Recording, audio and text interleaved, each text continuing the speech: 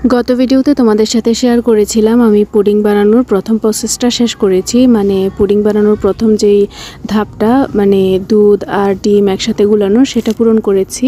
তো আজকে আমি দেখাবো ডিমের মধ্যে করে আসলেই কি পুডিং হয় কি না। ডিমের মধ্যে করে বলতে ডিমের খোসার মধ্যে করে। তো আমি এখানে হচ্ছে কেরোসিন তেল দিয়ে আগুন জ্বালিয়েছিলাম। বাপরে বাপ, আগুনের কি তেজ। প্রথমে হচ্ছে আমার তাওয়াটাকে একদম ঝলসে দিল। তারপর একটা কড়াই বসিয়েছি, এটার মধ্যে চিনি আমি ক্যারামেল করতে গিয়ে কড়াইয়েরও 12টা বাজিয়ে দিয়েছি। তারপরে হচ্ছে আর কি এখন হচ্ছে একটা পাত্র বসিয়ে দিচ্ছি, পানিটা গরম করে এটার মধ্যেই হচ্ছে ডিমটা দিব।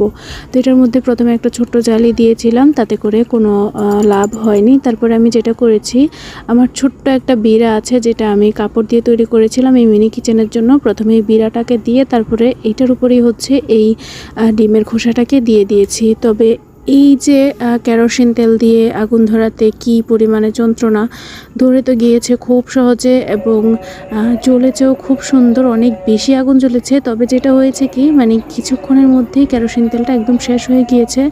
আর আগুনটা সত্যিই ভয়ানক, একদমই ওটা দিয়ে আগুন ধরানো আমার পক্ষে তো আর সম্ভব না। পরে আমি আর সাহসই করিনি।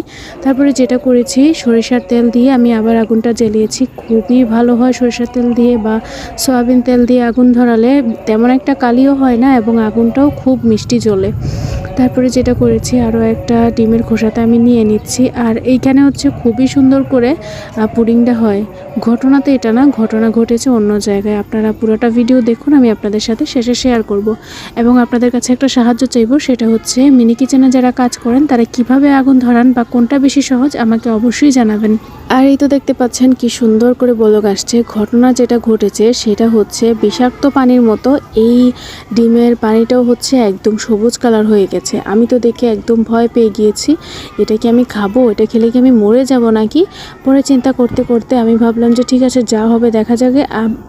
আগে আমার স্বাদের পুডিংটাকে উঠিয়ে দেখলাম যে মেইন ঘটনা হচ্ছে এইখানে যে বিড়াটা আমি দিয়েছিলাম, সেই কাপড়টা 2 নাম্বার ছিল এবং সেই কাপড় থেকেই হচ্ছে এই রঙটা ছেড়েছে। যাক, নিশ্চিন্ত হওয়া গেল। তারপরে একটা ডিম উঠিয়ে আমি একে ঠান্ডা হতে রেখে দিয়েছি। আর এটা এত বেশি মজা হয়েছে আর আমার শরীরটা এত বেশি খারাপ ছিল, বাকি ভিডিওটা না করে আমি ওই ডিমটা খেয়ে নিয়েছিলাম।